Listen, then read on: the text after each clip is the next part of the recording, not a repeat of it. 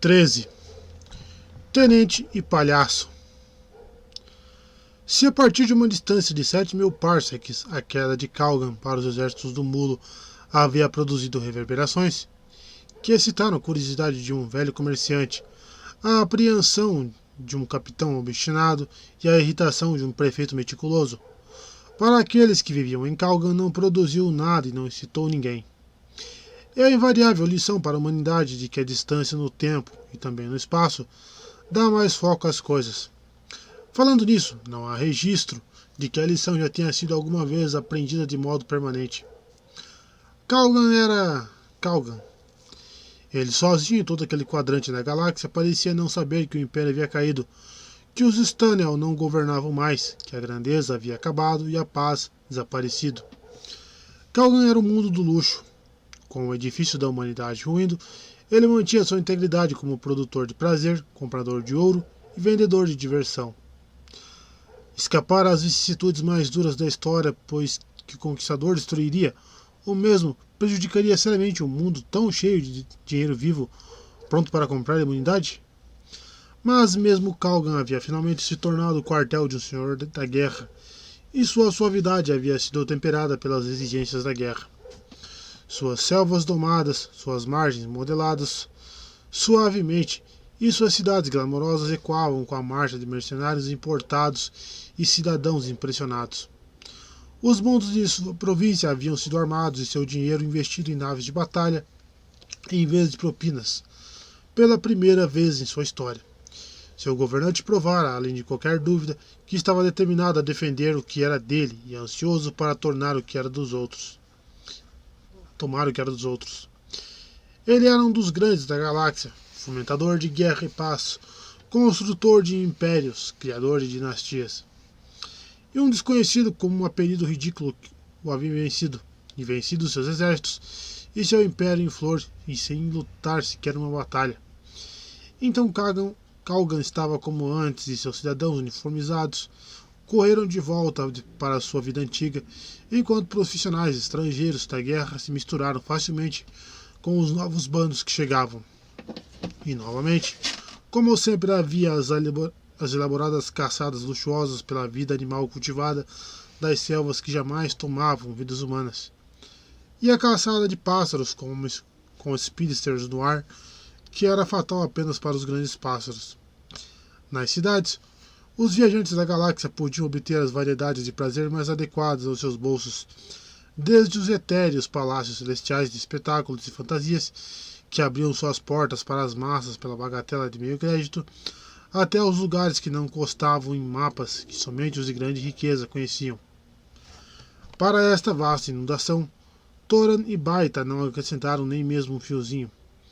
Eles registraram sua nave no imenso hangar comum da Península Oriental e gravitaram até aquele local típico das classes médias, o mar interior, onde os prazeres ainda eram legais e até mesmo respeitáveis, e as multidões ainda não eram insuportáveis.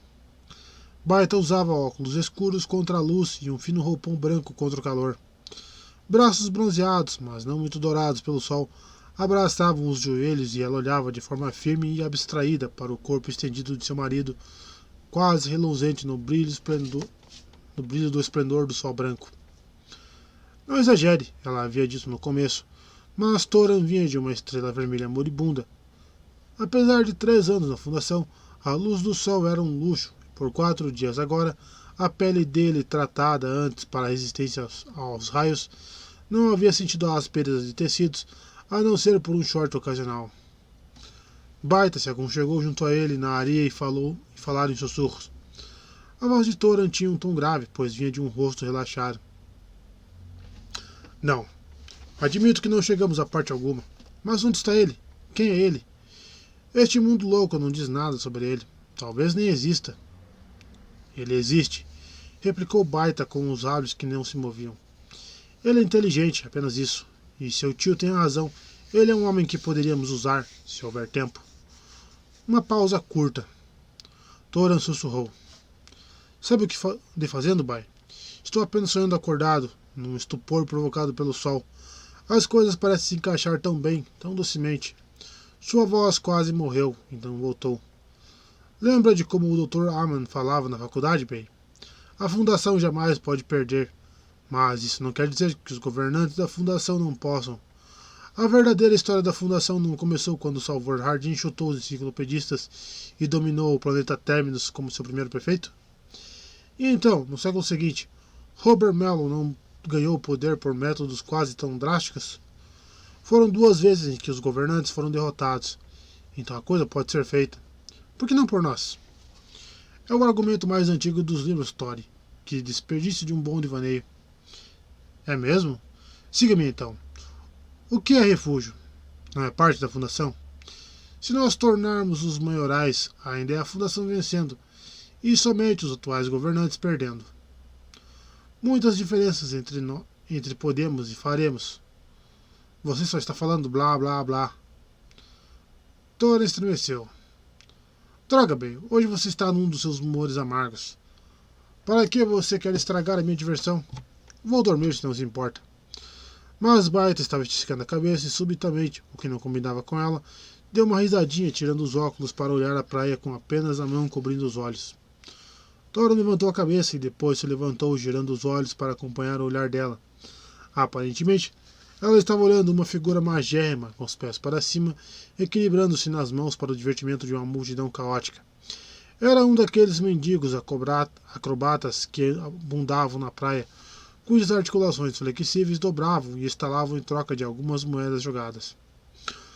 Um guarda de praia estava gesticulando para que ele fosse embora e, com surpreendente equilíbrio numa mão só, o palhaço levou um polegar ao nariz num gesto de cabeça para baixo. O guarda avançou ameaçador e recuou com um pé no estômago. O palhaço se endireitou sem interromper o movimento do chute inicial e foi embora, enquanto o guarda, que espumava de raiva, era detido por uma multidão hostil. O palhaço abriu caminho praia fora. Ele passou esbarrando em muita gente, hesitou muitas vezes, mas não parou em lugar algum. A multidão original havia se dispersado. O guarda havia partido. Que sujeito esquisito, disse Baita com divertimento. E Thorin concordou indiferente. O palhaço estava perto bastante agora para ser visto com clareza. Seu rosto magro se esticava para a frente num nariz de generosas proporções e ponta carnuda que parecia um bulbo. Seus membros compridos e magros e o corpo aracnídeo, acentuado pelo traje, se moviam com facilidade e graça, mas com uma leve sugestão de terem sido montados aleatoriamente. Olhar para ele era sorrir. Subitamente o palhaço pareceu se dar conta do olhar deles, porque parou depois de ter passado e, com uma virada súbita, se aproximou. Seus grandes olhos castanhos se fixaram em Baita. Ela se sentiu desconcertada. O palhaço sorriu, mas só isso tornava seu rosto bicudo mais triste. E quando falou, foi com o fraseado suave e elaborado dos setores centrais. Se eu usasse a inteligência que os bons espíritos me concederam, disse ele, então diria que esta senhora não pode existir, pois que homem são acharia que um sonho pode ser real? Mas preferia não ter sanidade e prestar crença a olhos encantadores e encantados. Os próprios olhos de Baita se regalaram e ela disse, uau! Thorin riu. Ah, sua encantadora. Vamos, bem, isso merece pelo menos uma moeda de 5 créditos. Dê a ele. Mas o palhaço avançou com um salto. Não, minha dama, não me entenda mal. Não falei por dinheiro, mas por olhos brilhantes e por um rosto doce. Ora, obrigada. E depois para Thorin. Nossa, você acha que o sol está batendo nos olhos dele? Mas não só por olhos e rosto. O palhaço balbuciava enquanto suas palavras se atropelavam umas às outras num frenesi. Mas também por um momento claro e determinada. E gentil também. Thorin se levantou e se deu a mão para pegar o roupão branco que havia carregado no braço por cerca de 4 dias e o vestiu. Ora, amigão, ele disse. Que tal você me dizer o que deseja e parar de perturbar a moça? O palhaço recuou um passo apavorado, o corpo magro estremecendo. Ora, certamente não lhe desejei mal algum. Sou um estrangeiro aqui, já foi dito que sou de miolo mole. Mas há algo nos rostos que consigo ler. Por trás da beleza desta moça há um coração gentil que me ajudaria em meu problema, e é por isso que sou tão ousado ao falar. 5 créditos resolve esse problema? Perguntou o Thorin seco e estendeu a moeda. Mas o palhaço não se moveu para pegá-la e Baita disse. Deixe-me falar com ele, Tori. Ela acrescentou rapidamente em voz baixa. Não há motivos para nos irritarmos com a maneira boba de ele falar. Isso é só um dialeto, nossa fala é provavelmente também muito estranha para ele. Qual é o problema? Ela perguntou. Você não está preocupado com o guarda, está? Ele não vai incomodá-lo. Ah, não, ele não. Ele é só um ventinho que sopra poeira sobre meus pés. Há outro do qual eu fujo, e ele é uma tempestade que varre os mundos, jogando uns contra os outros. Há uma semana eu fugi. Tenho dormido nas ruas e me escondi em multidões na cidade. Procurei muitos rostos ajuda na necessidade, e eu a encontrei aqui. Ele repetiu a última frase num tom mais suave e ansioso, com olhos grandes e preocupados. Eu a encontrei aqui. Ora, Baita disse racionalmente. Eu gostaria de ajudá-lo, mas, falando sério, meu amigo, eu não sou proteção alguma contra uma tempestade que varre mundos. Para dizer a verdade, eu poderia usar... E então ouviram chegar uma voz alta e poderosa. Ora, seu calhorda, filha da lama! Era o guarda da praia, com o rosto vermelho como fogo, a boca numa careta que se aproximava correndo. Ele apontava uma pistola. De atordoar em potência baixa. Segure ele, vocês dois. Não deixe que escape. Sua mão pesada caiu sobre o ombro fino do palhaço, que soltou um gemido fino. O que foi que ele fez? Perguntou Tora. O que ele fez? O que ele fez? Ah, escute só. Essa é boa. O guarda enfiou a mão dentro do bolso preso ao seu cinto e retirou de lá um lenço roxo, com o qual enxugou a nuca pelada. Disse com satisfação. Eu vou lhe dizer o que foi que ele fez. Ele é um fugitivo. A notícia já correu por toda a Calgan e eu teria o reconhecido antes, se não eu tivesse de cabeça para baixo naquela hora. E sacudiu sua vítima com um bom humor feroz. E Baita perguntou com um sorriso. E de onde ele fugiu, senhor? O guarda levantou a voz. Uma multidão estava se reunindo, de olhos regalados e fazendo um grande burburinho. O senso de importância do guarda cresceu em proporção direta ao aumento da plateia. De onde ele fugiu? Declamou com grande sarcasmo. Ora, suponho que você já tenha ouvido falar no mulo. Todo o burburinho cessou e Baita sentiu um fio súbito de gelo descer por seu estômago. O palhaço só tinha olhos para ela e ainda estremecia enquanto o guarda apertava com força. E quem? Continuou o guarda duramente. Este farrapo dos infernos seria, a não ser o próprio bobo da corte de seu senhor que fugiu? Ele lançou o preso com força. Você confessa, bobo? A única resposta foi um medo surdo e sibilar sem som da voz de Baita perto do ouvido de Toran. Toran deu um passo adiante para o guarda de modo amigo. Ora, meu camarada, suponha que você tire a mão dele só um momentinho. Esse palhaço que você está segurando estava dançando para nós e ainda não fez por merecer seu pagamento. Escute, a voz do guarda subiu subitamente preocupada. Existe uma recompensa. Você pode ficar com ela se puder provar que ele é o homem que quer. Suponha que você se afaste dele enquanto isso. Sabe que está perturbando um turista, o que pode ser sério para você. Mas você está perturbando seu senhor e será sério para você. Ele balançou o palhaço mais uma vez. Devolva o dinheiro do homem, seu pedaço de carniça. A mão de Tora se moveu com rapidez e a pistola de atordoar do guarda foi arrancada com tanta força que um dos dedos quase foi junto. O guarda uivou de dor e raiva. Tora lhe deu um empurrão violento e o palhaço, libertado, se escondeu atrás dele. A multidão, cujos limites agora se perdiam de vista, não prestou muita atenção ao que aconteceu por último. Houve entre eles um virar de cabeças e um movimento centrífugo que, como se muitos tivessem decidido aumentar a sua distância do centro da atividade. Então aconteceu uma confusão e um tumulto ao longe. Formou-se um corredor e dois homens passaram, chicotes elétricos de prontidão. Sobre cada blusão púrpura estava desenhado um relâmpago anguloso com um planeta rachado embaixo. Um gigante escuro vestindo o uniforme de tenente o seguia, escuro de pele, de cabelos e de humor.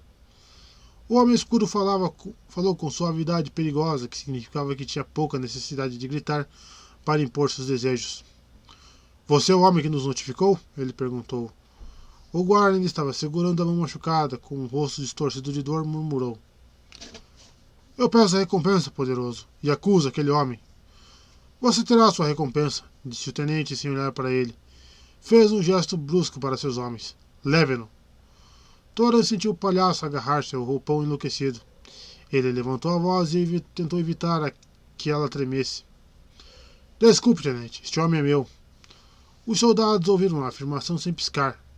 Um deles levantou o chicote displicentemente, mas uma ordem abrupta do tenente o impediu de usá-lo. A autoridade morena girou para a frente e plantou as botas quadradas perante Thoran. Quem é você? E a resposta soou. Um cidadão da fundação. Funcionou com a multidão, pelo menos. O silêncio acumulado irrompeu num zumbido intenso. O nome do mulo podia dar medo, mas era, no final das contas, um nome novo e não estava entranhado tão profundamente quanto o antigo da fundação que havia destruído o Império e o medo de quem governava um quadrante da galáxia com despotismo impiedoso. O tenente não moveu um músculo da face. Está ciente da identidade do homem atrás de você? Disse. Foi-me dito que ele é um fugitivo da corte de seu líder, mas tudo que sei com certeza é que ele é meu amigo. Você vai precisar de provas concretas da identidade dele para levá-lo. Ouviram-se suspiros altos vindos da multidão, mas o tenente deixou passar. Você está com seus papéis de cidadania da fundação? Na minha nave. Percebe que suas ações são ilegais? Eu poderia mandar executá-lo. Sem dúvida. Mas aí você teria executado um cidadão da fundação, e é bem provável que seu corpo fosse enviado para a fundação, esquartejado, como parte da compensação. Isso já foi feito por outros senhores da guerra. O tenente lambeu os lábios. Essa informação estava correta. Seu nome? Perguntou. Thoran decidiu manter a vantagem. Responderei mais perguntas em minha nave. Você pode pegar o número da célula no hangar. Está registrado sob o nome Baita. Você não entregará o fugitivo? Ao mulo, talvez. Mande seu senhor. A conversa havia degenerado em um sussurro e o tenente deu meia volta irritado. Dispersa a multidão, ele disse a seus homens, tentando suprimir a ferocidade. Chicotes elétricos subiram e baixaram. Ouviram-se gritos e a multidão começou a fugir alucinada. Thoran só interrompeu seu devaneio uma vez no caminho de volta para o hangar. Disse quase para si mesmo. Pela galáxia. Bem, como eu me diverti. Eu estava tão apavorado. Ela disse com uma voz que ainda tremia e olhos que ainda mostravam algo próximo à veneração. Nem parecia você. Bem, ainda não sei o que aconteceu. Simplesmente me levantei como uma pistola de atordoar que eu nem sabia ao certo se saberia usar e o enfrentei. Não sei por que fez isso. Olhou para o outro lado do corredor do veículo aéreo que os levava para fora da área da praia. Para o banco onde o palhaço do mulo dormia todo enrolado e acrescentou com desgosto. Foi a coisa mais difícil que já fiz. O tenente se levantou com respeito perante o coronel da guarnição, e este olhou para ele dizendo, muito bom, sua parte acabou agora. Mas o tenente não se retirou imediatamente. O mulo passou vexame diante de uma multidão, senhor, ele disse sombrio. Será necessário efetuar ações disciplinares para restaurar uma atmosfera adequada de respeito. Essas medidas já foram tomadas. O tenente começou a dar meia volta então, mas em seguida disse quase com ressentimento. Estou disposto a concordar, senhor, que ordens são ordens, mas ficar em pé na frente daquele homem com sua pistola de atordoar e engolir sua insolência foi a coisa mais difícil que já fiz.